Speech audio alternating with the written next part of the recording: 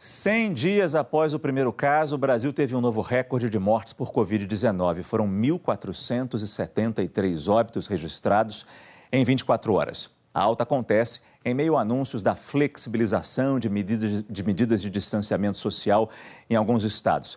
Para falar mais sobre a pandemia do novo coronavírus, eu converso agora com o Dr. Renato Grimbal, infectologista da Sociedade Brasileira de Infectologia, e também com o Dr. Marcos Junqueira Lago. Ele é coordenador de infectologia do Hospital Universitário Pedro Ernesto e professor da UERJ, e os dois nos dão o prazer da presença aqui no nosso Edição das 4. Dr. Renato, eu começo com o senhor. A que a gente pode atribuir essa situação preocupante ainda no Brasil há 100 dias, mais de 100 dias, desde o primeiro caso confirmado aqui no nosso país? Boa tarde para o senhor. Boa tarde. A gente já esperava, de alguma forma, que houvesse um crescimento mais explosivo no Brasil por causa das condições sanitárias, por causa das condições de moradia que nós temos. Todas as condições sociais, esse é um país muito desigual, e isso está sendo agravado por uma falta de orientação única. Com toda essa confusão, a gente vê as pessoas deixando de cumprir o isolamento social, toda essa pressão para sair do isolamento social. Então, o resultado que a gente tem disso é um aumento da transmissão do vírus dentro da nossa sociedade. Isso que o senhor disse, doutor Renato, eu vou repercutir com o doutor Marcos agora. O senhor concorda com isso? Quer dizer, a questão de nós termos discursos tão conflitantes do governo federal, dos governos estaduais, a pressão de algumas prefeituras para voltarem a abrir, a ver os seus negócios reabrindo, isso de alguma forma influencia a cabeça das pessoas, e isso teria sido responsável, por exemplo, pelo baixo nível de quarentena que nós tivemos aqui no Brasil? Então, boa tarde, Márcio. Boa tarde, Renato. Primeiro, só fazendo uma rápida correção, eu sou coordenador da Comissão de Infecção Hospitalar do Hospital Pedro Ernesto, não de toda a infectologia. Mas eu concordo plenamente com o Renato em relação a isso, porque essa falta de harmonia que a gente teve na condução da epidemia no Brasil, entre o governo central e os governos estaduais e municipais, foi péssima, muito ruim. Complementando o que o Renato disse, as nossas desigualdades sociais que todos já conhecem, mas para você fazer uma campanha desse tipo, todo mundo tem que falar a mesma coisa. Eu costumo dizer, a gente fez uma campanha da lei seca e deu certo, porque todo mundo falou a mesma coisa. A gente, há muitos anos atrás, fez uma campanha contra o fumo e deu certo, porque todo mundo falou a mesma coisa. Dessa vez, falaram coisas diferentes, obviamente que deu errado, e os números são realmente alarmantes. Além disso, só para finalizar, ainda tem mais um problema, são números que não correspondem exatamente à realidade. Os nossos dados são dados um pouco imprecisos, então fica difícil a gente calcular com precisão exatamente o que está acontecendo. Com certeza a situação é muito grave, mas a gente precisa de números melhores. E nossos dados são imprecisos, entre outros motivos, por causa da falta de testagem aqui no Brasil. No que se nós tivéssemos um nível bom de testagem, como outros países conseguiram ter, apesar de toda a dificuldade de comprar insumos, comprar testes, trazer esses testes para o país deles. Nós tivemos essa dificuldade, o mundo inteiro teve também. Mas, enfim, no que se nós tivéssemos tido um bom nível de testagem, no que esse cenário estaria diferente agora? Nós conseguiríamos, de alguma forma, ter alguma capacidade de previsão e inclusive, se eventualmente fizermos a flexibilização de um lado ou de outro, a gente teria dados para dizer quais cidades ou quais estados estariam mais preparados para isso. Hoje a gente tem, inclusive, critérios que vão mudando. Da noite para o dia muda o critério e a gente acaba ficando sem ter para onde correr. Então, a gente tem um planejamento que é muito precário. Não, e ainda tem a questão da falta de pessoal, eu acho que de vigilância epidemiológica, para fazer o que eu disse ontem aqui no programa. Não é só testar para a gente ver quantas pessoas estão doentes, mas é testar para descobrir quem está doente, pedir para isolar, perguntar para essa pessoa isolada com quem você teve contato nos últimos dias. E a vigilância epidemiológica ficar ligando para essas pessoas e descobrir se elas estão com sintomas ou não, as que estiverem também seriam isoladas e voltar a fazer a mesma coisa, com quem você teve contato. A gente não tem essa investigação sendo feita aqui, né, doutor Marcos? Então, isso, perfeito. E isso é importante as pessoas entenderem que existem dois dados, o dado do número de casos novos e o dado da letalidade, do número de pessoas que morrem, não é letalidade. As pessoas que morrem são dados assim bastante fidedignos, porque você não tem como esconder um atestado de óbito. Os dados dos casos novos variam muito, porque conforme vai melhorando a testagem em um determinado local ou em outro local, eles podem, de repente, aumentar muito e, de repente, não aumentarem tanto. Ainda tem mais um terceiro problema. Quando você vê o número de mortos, você está vendo as pessoas que se contaminaram há 2, 3 ou até 4 semanas atrás, entre 10 e um mês atrás.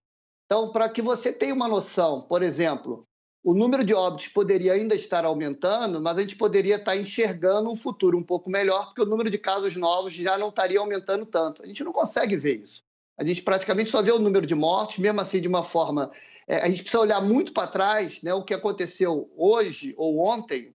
A gente só vai poder analisar isso corretamente daqui a uma semana, 2, quando a gente entender o que está acontecendo agora. Quer dizer, esses números de óbitos de agora significam os casos que aconteceram há 2 semanas atrás, 3, 4.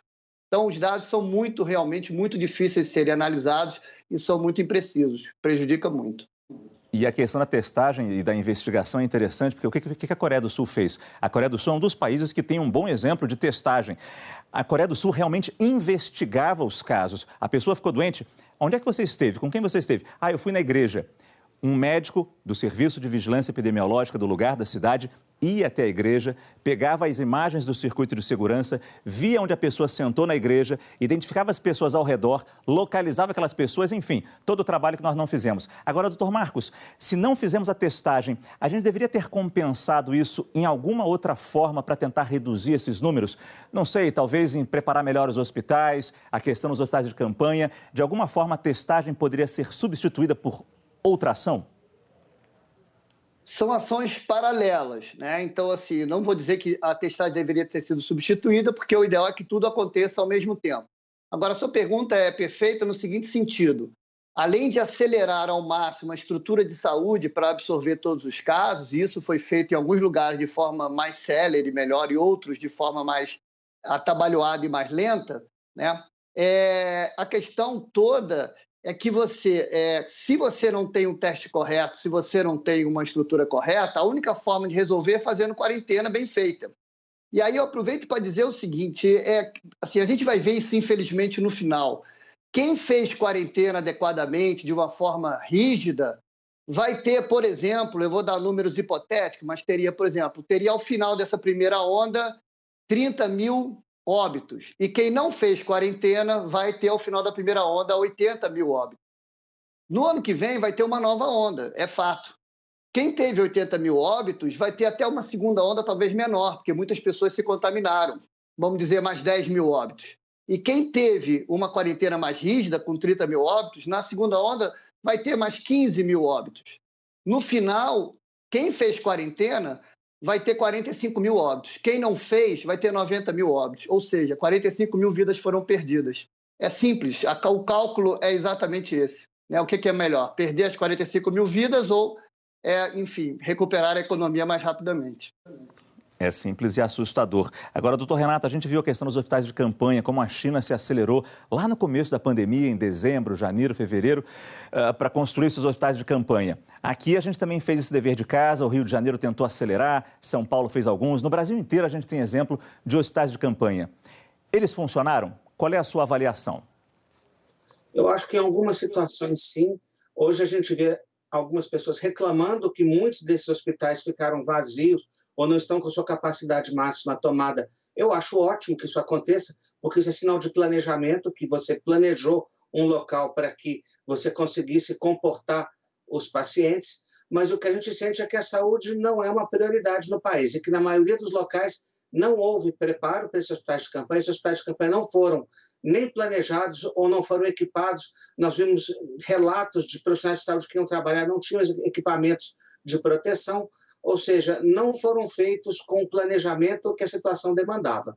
E, mais uma vez, isso aumenta mortes? Aumenta. Isso aumenta o sofrimento?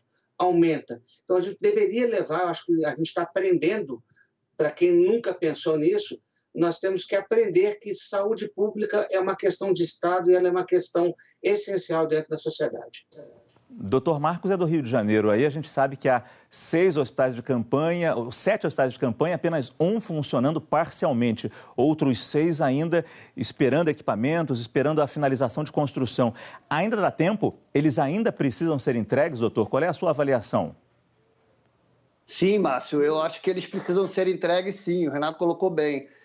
O fato de um hospital, em algum momento, ainda não estar cheio, não quer dizer que você não vá ter que utilizá-lo depois. E se você não utilizar, que bom que você não precisou utilizar. Saúde é planejamento também. O que eu posso te dizer em relação ao Rio de Janeiro, é em relação ao hospital onde eu trabalho, o Hospital Universitário Pedro Ernesto.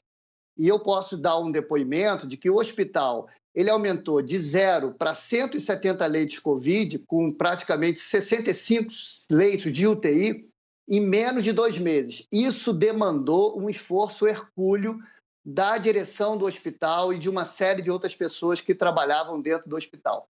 É difícil realmente colocar tantos leitos de UTI funcionando. Não estou dizendo que não é difícil, mas é possível. Com união, esforço de todos e apoio do Estado, é possível. Dá muito trabalho, só que também é gratificante quando você enxerga todas as pessoas que são atendidas no seu hospital de forma digna, sem faltar EPI, sem faltar medicamento, mesmo que você tenha que fazer uma luta diária para que isso seja suprido, né? E aí eu transfiro esse mérito para a direção do hospital. Isso é muito gratificante para todos nós, né? Hoje a gente vive dentro do Hospital Pedro Ernesto, almoça dentro do hospital e todo mundo está dando o seu máximo para ultrapassar essa crise. E eu acho que isso poderia estar acontecendo nos outros hospitais e sou otimista, acho que ainda pode acontecer. Doutor Marcos, essa é uma posição fantástica que a gente tem que destacar realmente. A gente fala de tanto problema no hospital de campanha, problema na divulgação de pesquisas, problema na testagem, problema na compra de equipamentos, mas há pontos a serem valorizados na questão da saúde pública nesse combate à pandemia. O senhor deu o exemplo do Pedro Ernesto, no Rio de Janeiro. Aqui em São Paulo, o doutor Renato talvez possa nos ajudar a explicar como o Hospital das Clínicas montou isso. O Hospital das Clínicas esvaziou um prédio inteiro. O Hospital das Clínicas é um complexo, são vários prédios atendendo várias especialidades. Ele esvaziou um prédio inteiro, um Instituto Central, transferiu esses doentes para outros prédios, um trabalho difícil, uma logística extremamente complicada e delicada para deixar no Instituto Central apenas casos de Covid. Isso deve ter foi um desafio, eu imagino, mas deve ter facilitado muito a gerência dos casos, a chegada dos casos, né, doutor Renato, no Hospital das Clínicas. Acho que mais do que isso. Na verdade, existe um preparo. Aqui em São Paulo tem mais de 20 hospitais com UTIs próprias para esse tipo de situação, obviamente não para todas o número de casos, ou seja, tem praticamente 20 anos que vários hospitais têm unidades com alto poder de isolamento. A maioria dos hospitais, não só o Hospital das Clínicas, se preparou, os hospitais grandes fecharam alas inteiras, suspenderam cirurgias eletivas, criaram andares inteiros de UTI. Tem um prejuízo para a população? Tem pequeno, porque essas cirurgias eletivas elas não vão ocorrer nesse período mesmo. Mas tudo isso facilitou com que houvesse atendimento. A gente tem um nível, a gente tem uma capacidade de organização que é capaz de dar conta da situação toda. O que precisa é vontade política para efetivar. No momento que você toma a decisão, vamos substituir os leitos de eletivos por um leito de epidemia, vamos treinar as pessoas, vamos comprar equipamento, as coisas acontecem. Precisa de ter vontade e nós temos condições disso. E é no momento de pandemia que a gente tem que valorizar a saúde pública num sistema único de saúde como nós temos aqui no Brasil. Se a gente fala das coisas boas que existem e são muitas na saúde pública brasileira, a gente tem que refletir também sobre os problemas. E no Brasil inteiro, doutor Marcos, aí em Niterói particularmente, eu lembro bem do caso, prédios que estavam desativados, antigos hospitais, foram reabertos às pressas com compra de equipamento. No Brasil inteiro aconteceu isso. Aqui em São Paulo, hospitais fechados foram reabertos. Em Niterói, no Nordeste, no Centro-Oeste, eu lembro bem também. A gente sabe que o nosso legado, o nosso problema é antigo, é histórico na saúde pública. E esses hospitais fechados, eu acho que refletem um pouco isso. O que fica para depois? O que o senhor acha que a gente vai aprender de lição depois dessa pandemia? Esses hospitais, por exemplo, que estão sendo reabertos, eles devem continuar abertos de alguma forma? De alguma maneira, a gente tem que mudar um pouco a visão do Sistema Único de Saúde e tentar reforçá-lo de alguma forma depois dessa pandemia? Isso é um legado que a gente espera que aconteça, né? Existe um que é mais ou menos bastante prático no nosso dia a dia, que é o aumento do número de leitos de unidade intensiva, que a gente sempre teve muita carência desse tipo de leito aqui no estado do Rio de Janeiro, então há uma perspectiva da gente pelo menos aumentar muito esse tipo de leito, né? E a medicina hoje caminha um pouco para isso realmente. Você tem que pensar que a maioria dos pacientes que internam no hospital são pacientes de média ou alta complexidade, que vão passar por cirurgias ou tratamentos mais críticos e vão precisar de apoio intensivo. E a grande maioria dos pacientes, dentro do possível, deve ser tratado fora do hospital. Esse conceito já estava sendo feito, mas com poucos leitos intensivos, né? E uma segunda, eu acho que um segundo aprendizado, se é que a gente pode tirar alguma coisa de boa de tudo isso, é que a gente tem que aprender a lidar com as pandemias. E talvez essa não seja a última, nem foi a primeira. Então, assim, nós não estávamos nem um pouco preparados para lidar com uma pandemia desse tipo. Nós já tivemos ameaças. O H1N1, quando veio, ele tinha ameaça de ser uma coisa muito mais forte do que foi, né?